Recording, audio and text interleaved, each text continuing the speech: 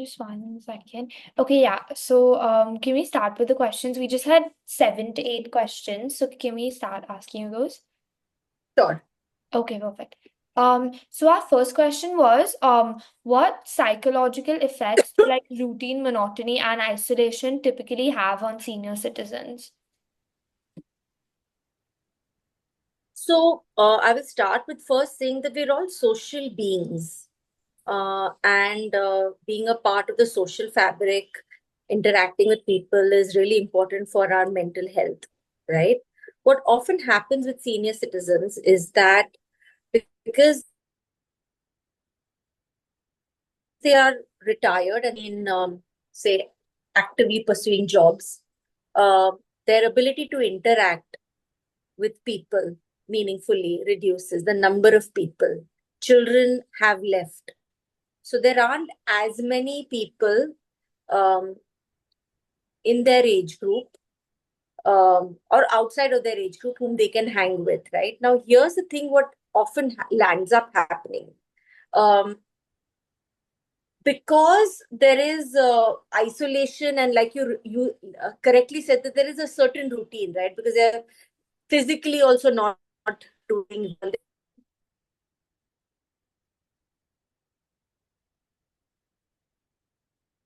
right? There is also death. A lot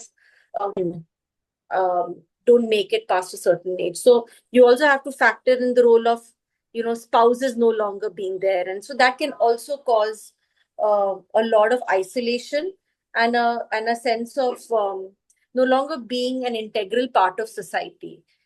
You rampantly see depression with this age group. Now you have to understand that being lonely and being alone are two different things.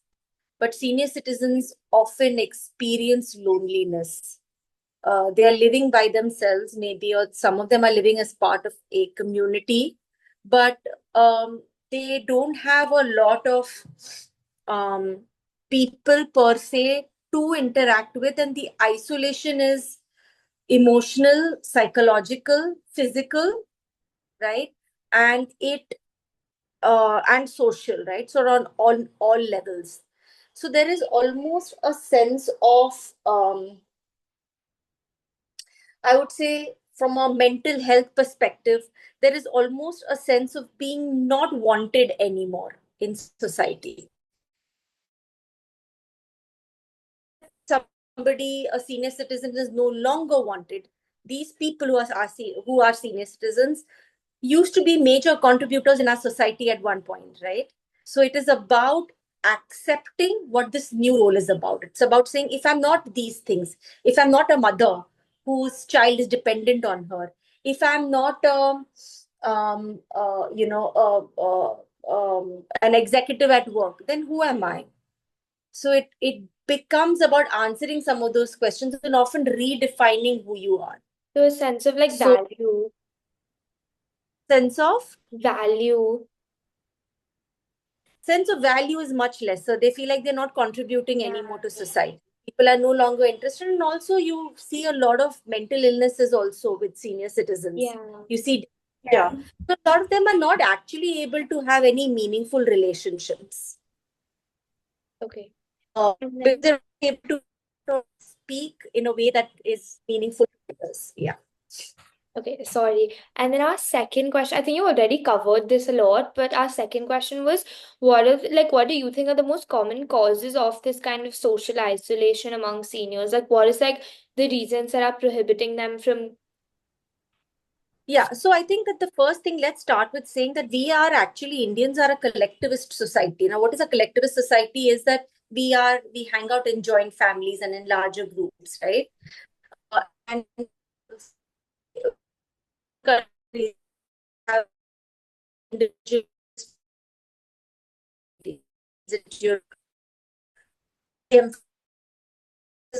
to be slightly independent, whereas we are raised to be more social. But what lands up often happening is that with nuclear families being a thing, there is a lot of isolation because they are living by themselves and there is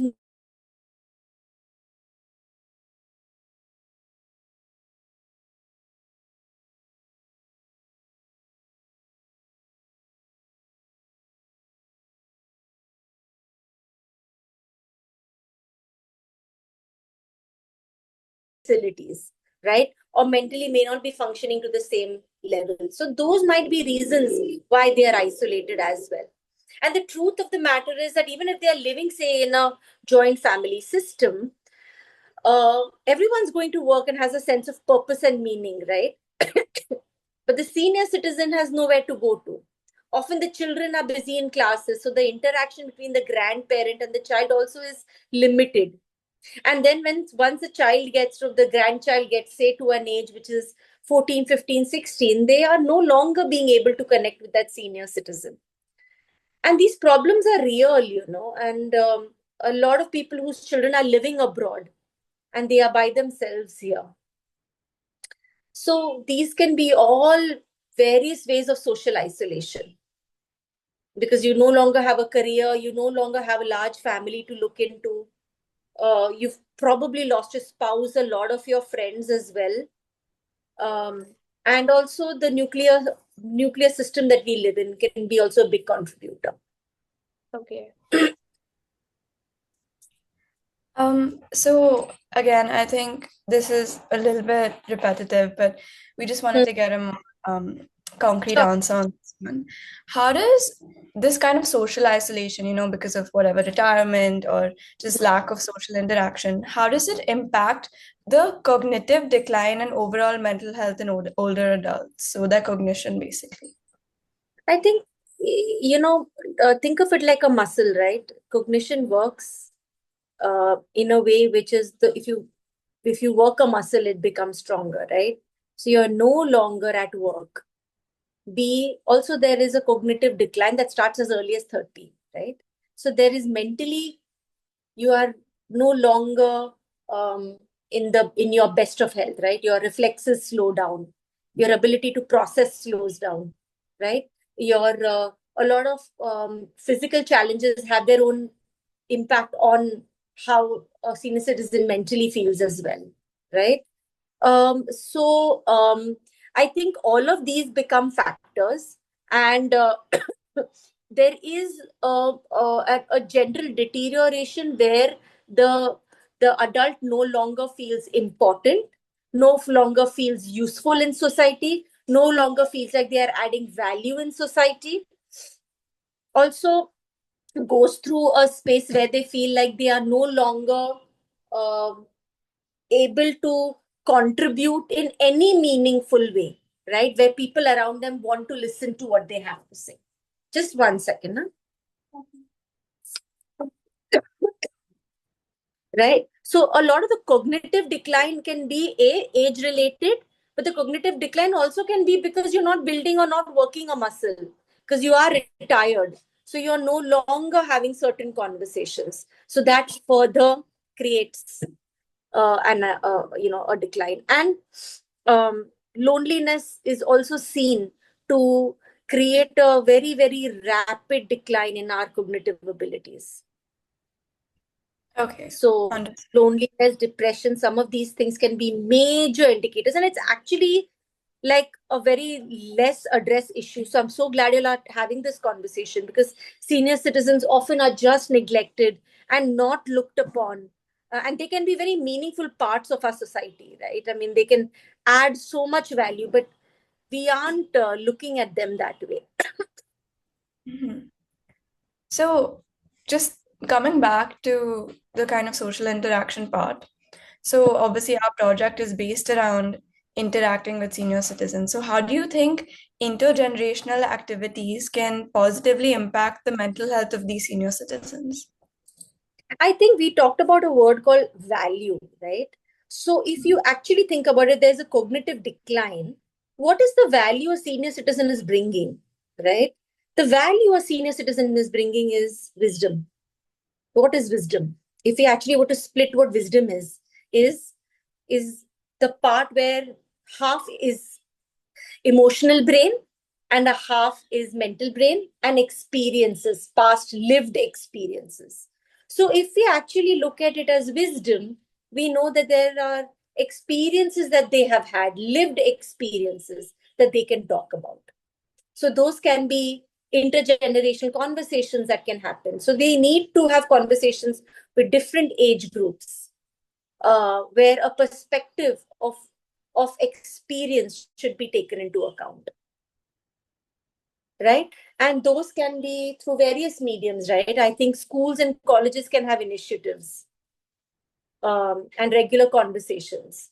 I feel like there is even though retirement age is 58, right? And life expectancy today is, most of us will know grandparents and all are well into their 90s, right? So if you think that 58, say even 60, that's 30 years post retirement, where senior citizens have probably lost a spouse, lost people, but they don't, they've not been engaged in any meaningful work. So intergenerational conversations as such can make a big difference. They can be tutors, they can be people who can impart wisdom, can talk about their past, can talk about history, can talk about what things were like in the past, and there needs to be a little more interest around that. Okay, so coming back to your point that they don't normally, live with family, or they might be living alone in habilitation centers. How do you think communal programs, like, just getting together, singing with people Yes. around them, doesn't have to be family. How do you think this could like positively impact their mental health? I think there can be a huge, huge impact, right? You are including them in something which makes them feel valued, makes them feel like they're important, right? Because see, when we live in a society which is capitalist, right? Where it is about the bottom line is what can you do for me, right? What you kids are really talking about is moving away from that sort of a space, right? Which is the capitalist space, and saying, let's come together and let's value not just the old, but children as well, and people of all age groups, and look at the kind of experiences and look at how they can add value. How one defines adding value in a capitalist society is money, which a senior citizen isn't able to do. But are there other definitions of adding value which are non-monetary in nature? And I think those have to be tapped into. Okay, that's interesting. And Yeah. yeah, and I think this brings us to our next point, which is, especially in Indian society, there is a stigma around mental health and, like, going to a therapist, seeing a person. So, how do you think if people were to accept that they needed help, how do you think therapy or counseling could help with this problem? I think we need a lot of specialized care. Like, I know now there are psychiatrists and all who work specifically with the geriatric population. In fact, I wanted to ask you that I can connect you all to this gentleman as well. He is a psychiatrist who only deals with the geriatric population. Geriatric is senior citizens, Yeah, right? that would be really great. Yeah, so I'll That put would, you in touch with him as well. And I think that might give you a very, very different perspective yeah. and be able to add a lot of value. But I do think that the mental health concerns of the senior citizens is hugely, hugely underreported, and Yeah. they don't like getting the help they need. Um, you mentioned it, right? At a cognitive level, at a social level, at a society level, at so Yeah. many levels, they are impacted, right? And even let's not undermine the fact that when you have physical aches and pains and you're not in the best of health, that in and of itself can have an impact on your mental health, right? Yeah. So they need very, very specialized support and help, not pity, not sympathy, not just a conversation, hi, hello, kaise ho, but a more inclusion in society, right? And the word is inclusion because if we see value in them, then we will include them into certain spaces. Um, and those spaces can look different, right? It can be some of them can be advisors in schools and colleges. Why not, right? They come from a lot of experience. They can be helpful and policy decisions, etc., because they come from that wealth of experience. So yeah, there are various things we can do. I know it's kind of similar to what we've already asked, but how do you think us as a younger generation can create a more inclusive environment? Since you said, for example, like the nuclear family is a poor environment for the geriatric community.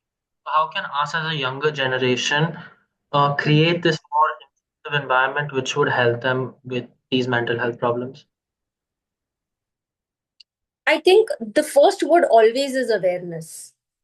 I actually feel like there is a lack of awareness of the issues of senior citizens, right? And I feel like your generation especially can be so important to flag some of these, right? And create awareness of saying that a lot of the impact of isolation and how depressed some of our senior citizens are is something. The numbers are, I think, underreported. A lot of help is not necessarily made available, especially for this population.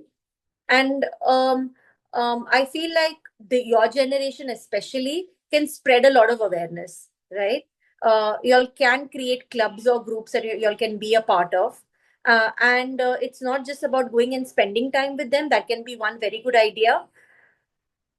But engaging in something meaningful that adds value both ways, you to them but also them to you, right?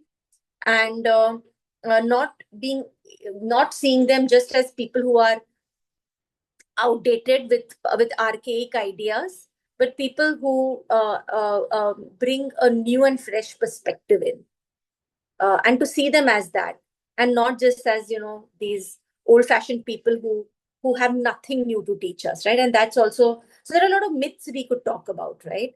Yeah. Myths around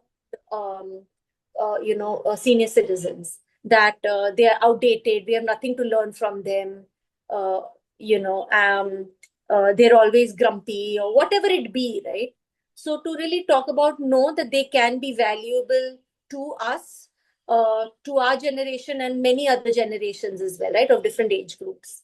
And all that is required, really, what you all are doing is, you all are saying that you matter. We all want to feel valued, right? To say that you matter, and we are here to create spaces for you where we are listening. We want to listen. Let's hear from you as senior citizens. What is it that is going to be helpful for you? What is it that we can offer or do that you feel may be valuable to you? And And oh, sorry, no, I'm continue. saying simply opening up listening spaces. That's all. And just to end it, besides all the solutions that we've covered and hopefully implement from this, are there any other ideas or solutions you have to help senior citizens with loneliness or just poor mental health? Um, I think we need more specialized help and care. I'll talk about myself, for example. Up until recently, I would not see anybody who was more than 60 years old because I did not have the requisite experience. I think we need more specialized people who are offering them the kind of support and help that is needed, because in some senses, their needs are unique.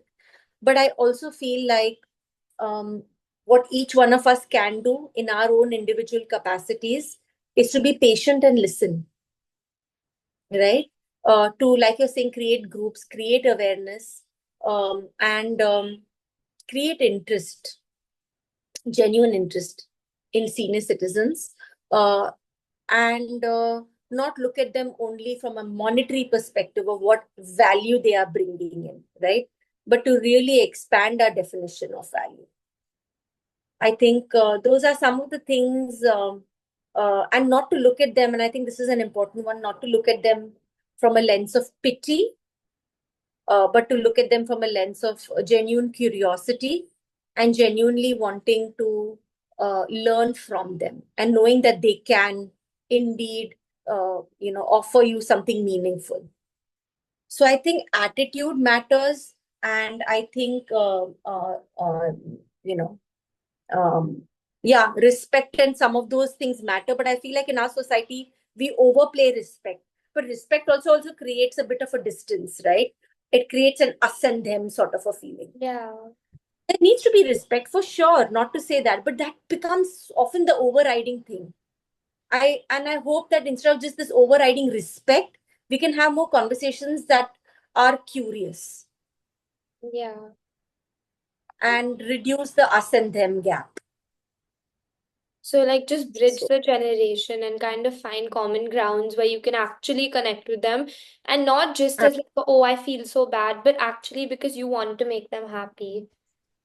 Yeah, I think so. I absolutely think so. And I think that, I mean, we'll all know that one grandparent or that somebody, that teacher, who made a difference, who said those stories, who made a difference in a very different, in a different way. They are, a lot of the times the senior citizens are a gentler kind of, right? And they have the patience that, somebody in their 40s and 50s may not have. And so to look at them differently, to look at them as valuable, meaningful, and show genuine interest. Okay, no, Yeah. that makes a lot of sense. So, sorry, you want to say something, Ria? No, I was just saying thank you. This was lovely. Yeah, so actually, that's all the questions we had, but thank you so, so much, Auntie. Like, it was really helpful. No, Thank absolutely. And I would definitely, you're very welcome. And I'm so proud of you. And I can say that, feel like the generation, I work a lot with your age group, I'm just saying, but I just feel like your generation is very special, and you're asking questions and doing projects on things we never thought of at your age. Yeah. So I think you are a very, very, very promising generation. I'm so very proud of you. And let me know if I can be of any support and help. I will suggest you talk to the psychiatrist who works with this Yeah, geriatric definitely. population. If time willing, then I can share it with one of you all. Done. Definitely. Thank you so much. Okay, Thank you thank you. so Yes, Thank you so much. much. all the best. Bye. All See the you. best. Thank you. Bye. Thank you. Sure thing. Bye. Bye.